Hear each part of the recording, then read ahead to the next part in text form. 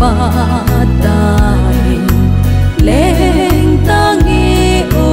nagam nung sun izalen na diwanay ta ay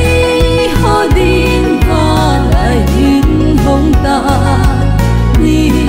laupi hung lunding patsu so tapon ti so talaw din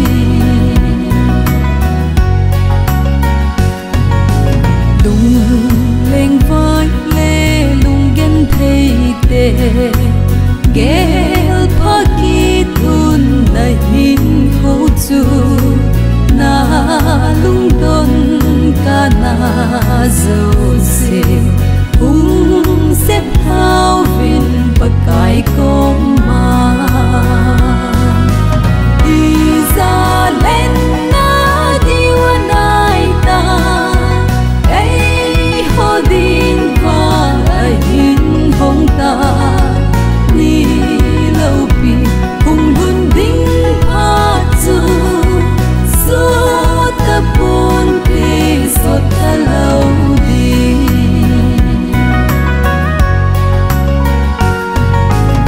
ilay dalhan kanup lai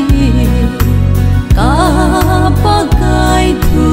ahong langit kami te dam na dingin